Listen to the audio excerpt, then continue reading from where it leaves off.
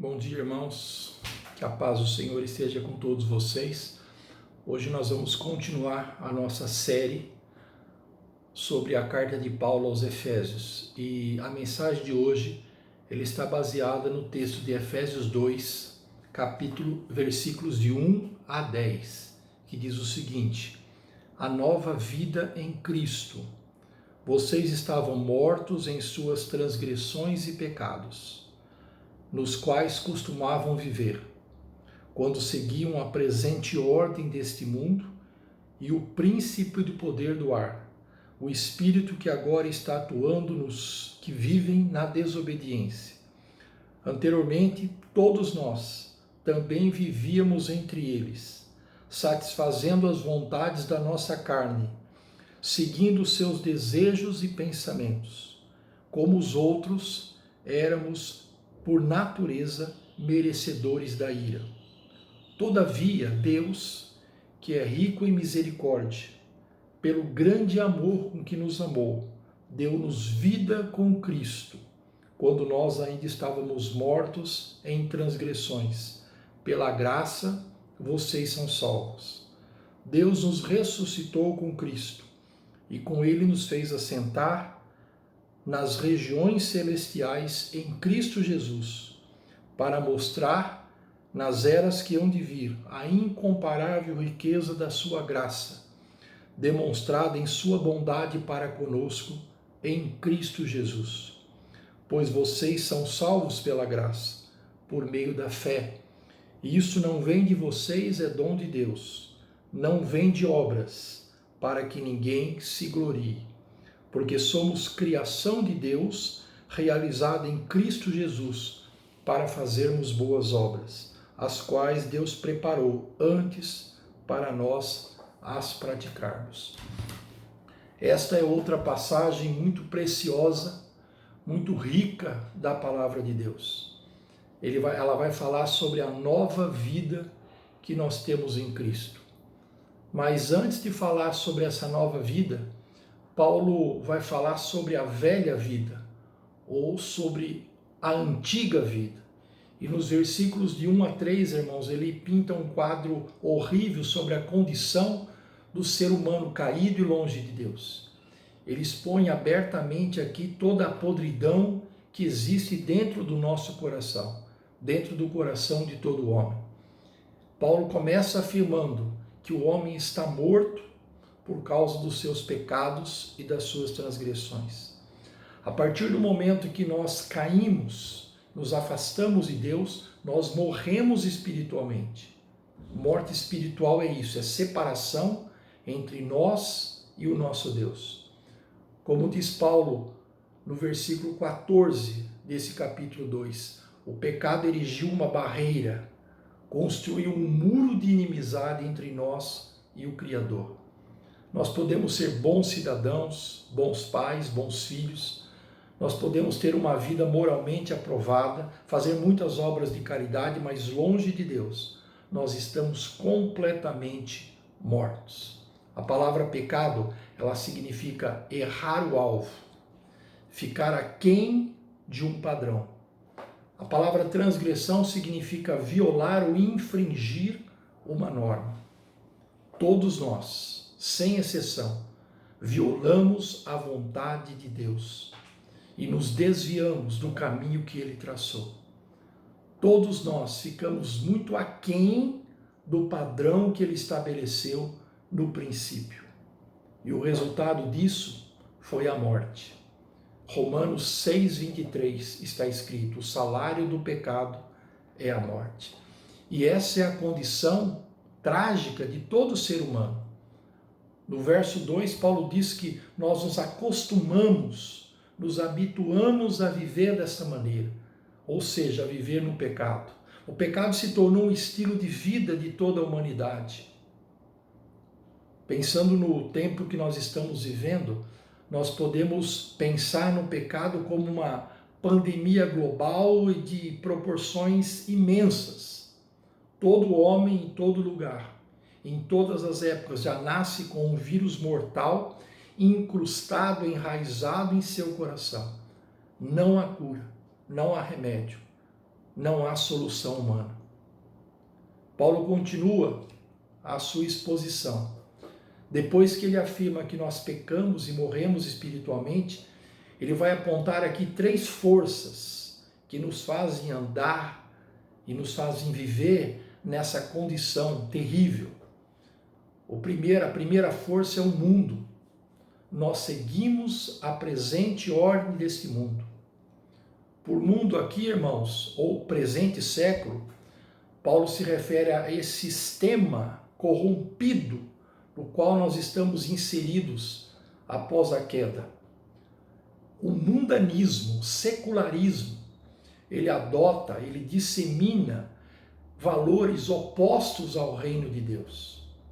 É por isso que o apóstolo João diz que o mundo está sob o poder do maligno. E é por isso que a Bíblia nos orienta a não amarmos o mundo, esse sistema corrompido, e nem nos conformarmos com ele. A segunda força que Paulo aponta nesses versículos primeiros aí, de 1 a 3, nós seguimos o príncipe do poder do ar. Ele está falando aqui do diabo, de Satanás, ou de todos os poderes malignos. O diabo é o nosso adversário, é nosso inimigo, ele é o acusador. Satanás se rebelou contra Deus lá no princípio, e ele está atuando ainda hoje no mundo para que todos os homens também se rebelem e também desobedeçam a Deus. É por isso que lá em Efésios 6, versículo 10, Paulo diz que nós devemos nos fortalecer no poder de Deus para ficar firmes contra o poder e as ciladas do diabo. E a terceira força que conspira contra nós é a carne. Nós satisfazemos a vontade da nossa carne, Paulo diz. A carne aqui simboliza a nossa natureza pecaminosa. A carne nos impulsiona a buscar os nossos próprios interesses, a satisfazer as nossas paixões, os nossos desejos imorais. Lá em Romanos capítulo 8, versículos 7 e 8, Paulo diz que a mentalidade da carne é inimiga de Deus. Por isso, aquele que é dominado pela carne não pode agradar a Deus. Esta, irmãos, é a condição do homem longe de Deus e longe do seu Criador. Ele é influenciado pelo mundo, ele é contaminado pela carne e ele é enganado constantemente pelo diabo. E por causa dessa condição, Paulo termina no versículo 3 dizendo que todos nós somos merecedores da ira de Deus. Ira de Deus aqui, irmãos, não significa raiva, rancor, amargura. Esses são sentimentos humanos, nossos. A ira de Deus é outra.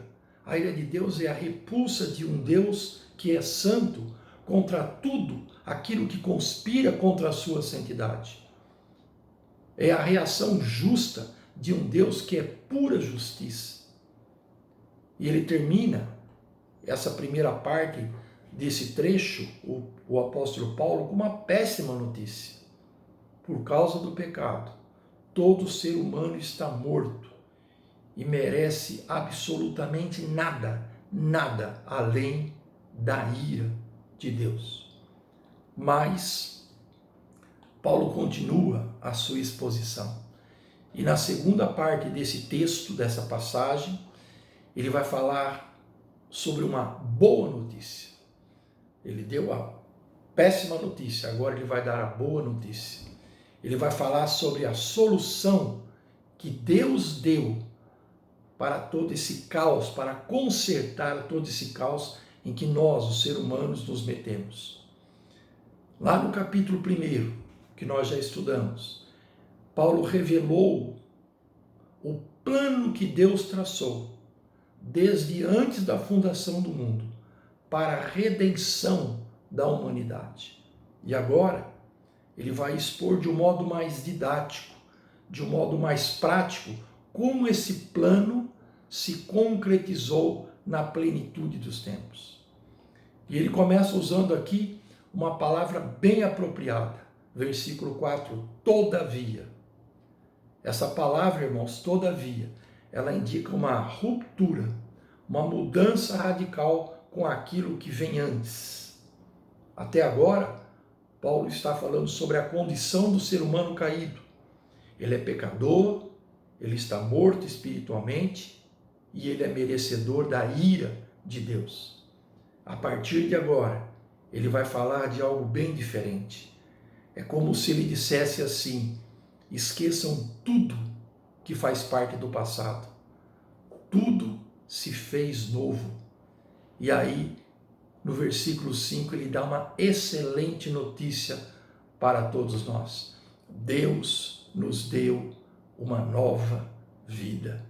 Quando nós ainda estávamos mortos por causa das nossas transgressões, por causa dos nossos pecados, Deus tomou a firme decisão de nos dar uma nova vida. Quem precisa de uma nova vida, senão aquele que está morto? E nós estamos mortos espiritualmente. Quem está morto espiritualmente, irmãos, é incapaz de se aproximar de Deus por si mesmo. Quem está morto espiritualmente é incapaz, ao menos, de perceber, de conhecer e de se agradar das coisas de Deus. Mas vem uma pergunta à nossa mente: por que Deus fez isso? Se Deus é santo e se Deus odeia o pecado, por que Ele não nos abandonou à própria sorte? Se Deus é justo, por que Ele não nos destruiu de uma vez por todas?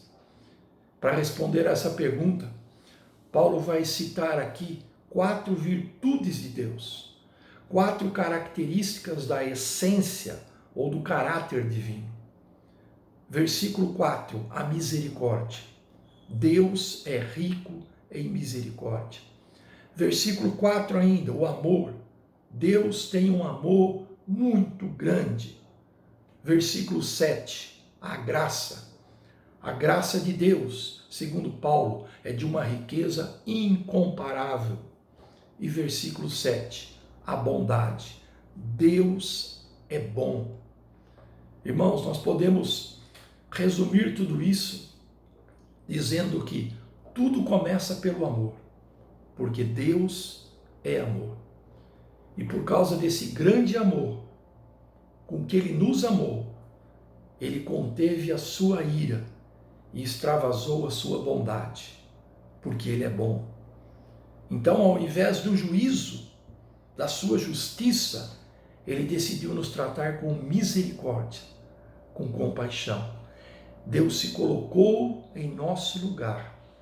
Deus sentiu a nossa dor. E essa misericórdia tão rica foi revelada e foi manifesta através da graça, de uma graça incomparável. Como diz aquela música, graça maravilhosa, graça surpreendente. E aqui que Paulo vai se deter um pouco mais. Ele se detém um pouco mais a falar sobre a graça. Graça é um favor, graça é um dom, graça é uma dádiva da qual nenhum de nós é merecedor.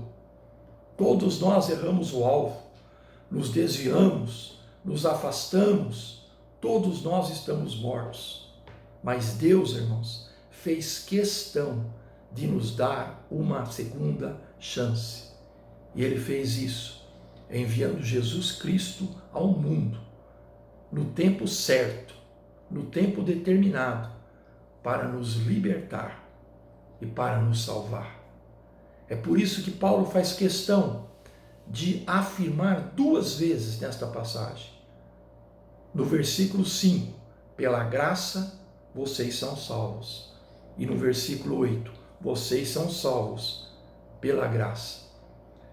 O que Paulo está expondo aqui é uma doutrina fundamental do cristianismo, que é a salvação pela graça. A salvação pela graça. Deus tomou a iniciativa. Deus veio ao nosso encontro. Em outras palavras, irmãos, a salvação não é uma recompensa por algo que nós fizemos, mas é um presente de Deus para a humanidade. Por causa da graça de Deus, em Jesus Cristo, nós podemos ser livres da escravidão do pecado e podemos ser salvos da morte. E ele deixa claro no versículo 6 que essa salvação e essa nova vida nos foi dada com Cristo. Com Cristo. Então ele vai falar um pouco sobre a ressurreição e a exaltação de Cristo. Cristo morreu a nossa morte. Cristo morreu em nosso lugar, mas ele venceu a morte. Ele ressuscitou e ele voltou à vida. 40 dias após a sua ressurreição, Cristo subiu aos céus e assentou-se à direita de Deus Pai. É justamente isso que Paulo está afirmando. Deus também nos ressuscitou com Cristo e nos fez assentar nas regiões celestiais. Vejam a comparação desse versículo 6 com o que Paulo havia dito em Efésios 1:20. Lá em Efésios 1:20 ele diz que esse poder, ele, Deus, demonstrou em Cristo, ressuscitando-o dos mortos e fazendo-o assentar à sua direita nas regiões celestiais.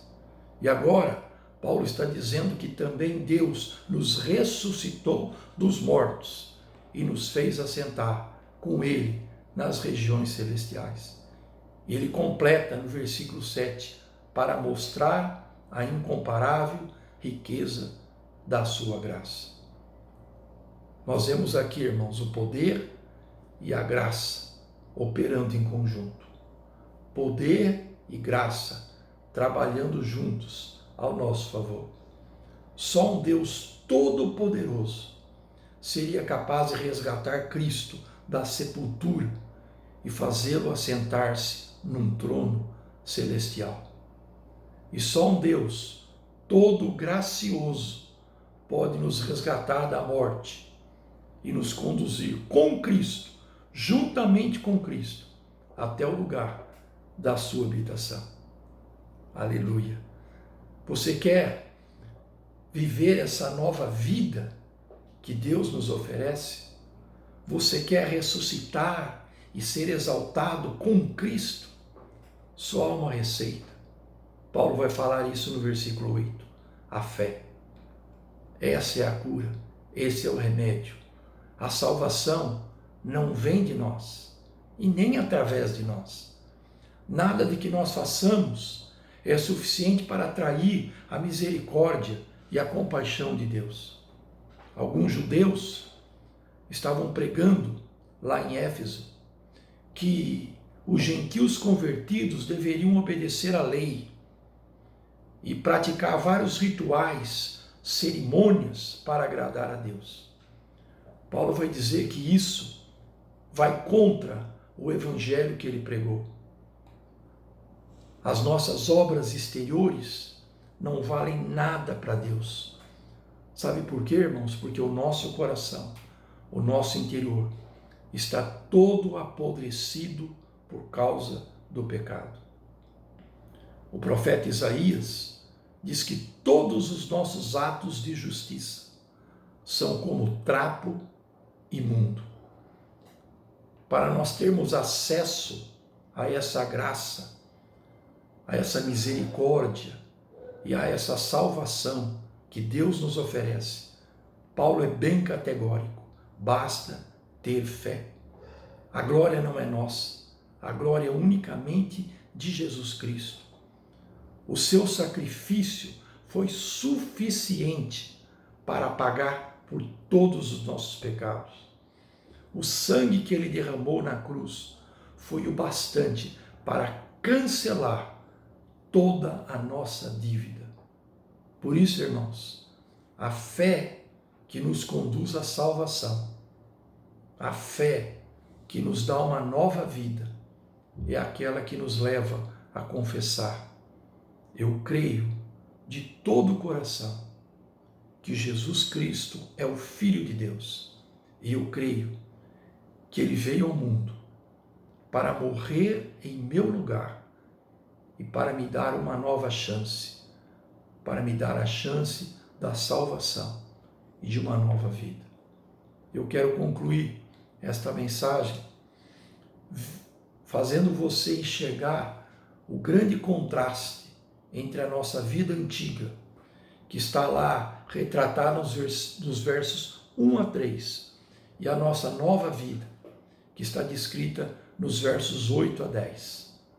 Anteriormente, nós não conhecíamos a Cristo, e as nossas obras eram más, porque elas recebiam a influência do mundo, do diabo e da carne. E é por isso que nós estávamos debaixo da ira de Deus. Mas agora que nós conhecemos e cremos em Cristo, tudo mudou. Nós não estamos mais debaixo da ira de Deus, mas debaixo da graça de Deus. E o próprio Deus, então, preparou boas obras para nós praticarmos. Isso está lá no verso 10. Ele preparou boas obras. Isso significa que nós não somos salvos por causa das obras, mas fomos salvos para fazer boas obras. E as nossas obras agora não são mais influenciadas pelo mundo, pelo diabo ou pela carne, mas são obras que seguem os valores, os padrões do reino de Deus. São essas obras, irmãos, que toda a igreja foi chamada a praticar. Não só porque elas demonstram a nossa fé, elas comprovam a nossa fé, mas também porque elas glorificam o nome de Jesus Cristo. E essa questão das boas obras que nós passamos a praticar a partir do momento que conhecemos e cremos a Cristo, ela é tão relevante para o apóstolo Paulo, que ele vai tratar desse assunto a partir do capítulo 4, quando ele vai falar sobre a conduta ou comportamento dos cristãos na sociedade onde eles vivem. Eu quero terminar essa mensagem com uma breve reflexão. Deus te ama, Deus é bom, Deus é misericordioso, Deus é cheio de graça.